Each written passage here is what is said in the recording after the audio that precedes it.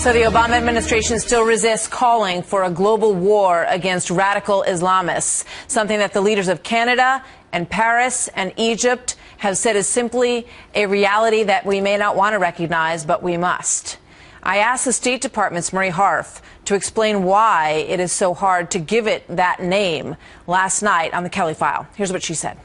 Well, it's not hard to say, but it's not the only kind of extremism we face. Much of it Islamic, you're absolutely right, but some of it not. So we're going to focus on all the different kinds of extremism with a heavy focus on people who do this in the name of Islam. We would say falsely in the name of Islam, but there are other forms of extremism that are also important. Tell me, what other forms of extremism are particularly troubling and compelling to you right now? Well, look, there are people out there who want to kill other people in the name of a variety of causes. Of course, Martha, we are most focused on people doing this in the name of Islam. It's not as easy as defining it the way you just did. We have to look at each threat individually. How you talk about these groups is different in terms of combating them based on where they are and the threat they pose and how you fight them. All right, so is that true? Let's break it down with Republican Congressman Adam Kinzinger of Illinois. He is a member of the House Armed Services Committee.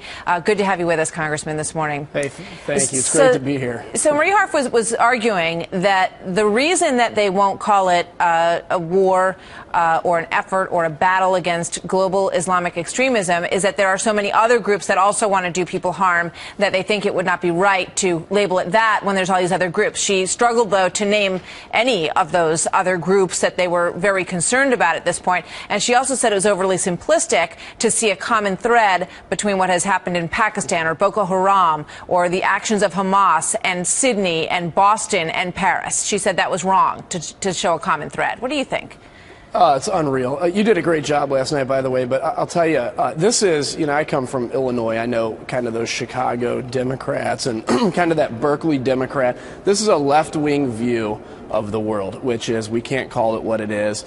If we're nice and we have, go to conference room A and get some toast and milk, we can talk about the extremism problem and fix it.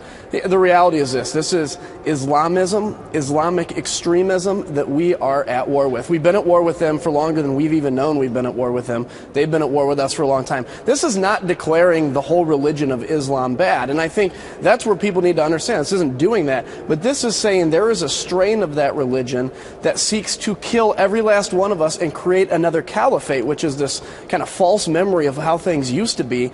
And it is time that either we recognize it now when it's somewhat manageable, or we will eventually recognize it when it's brought onto our shores again, like what happened in Paris, or frankly like what happened on 9/11, but maybe even on a bigger scale. I wear the name of a guy named Christopher Horton on my wrist, who was killed in Afghanistan a few years ago, and he was not killed by Christian extremists or Buddhist extremists.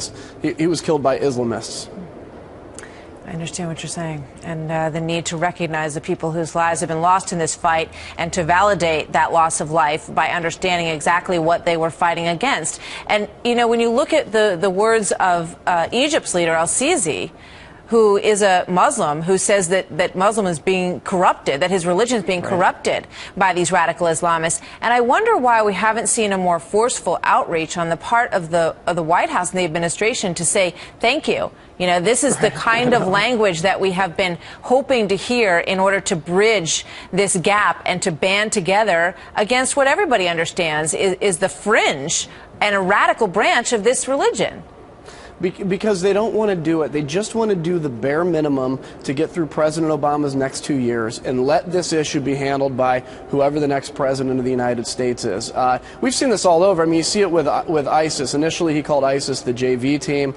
When I was calling for bombing them at that time, and I don't have access to the intelligence information that he does. And then now he's attacking them, which I give him credit for, but almost not as intensely as you need to be. It's a lack of a desire to really call it what it is, and it's a disservice to the people, the men and women that I serve with, and the men and women, frankly, of all the United States military that have put their lives on the line. The 18-year-olds that today are going to walk into the Army recruiter, the Marine or the Air Force recruiter or Navy and say, I want to sign to protect and defend the Constitution of the United States.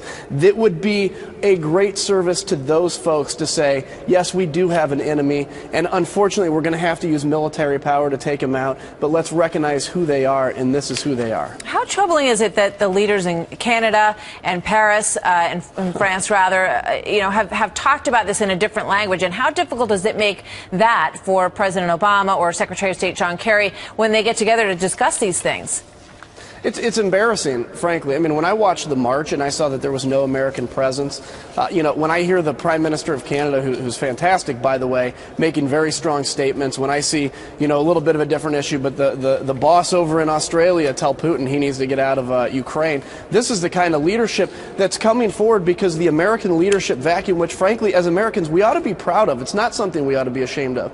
We ought to be proud that people look to the United States, but there's a huge vacuum. And when I travel the world and I talk to diplomats, they just look at me and go, where's America gone? And the best thing I can say is, look, I'll do the best I can in Congress to bring that leadership vacuum back, but reality, it's probably going to take another president, and you know, hopefully, well, fortunately, it's still 2 years away.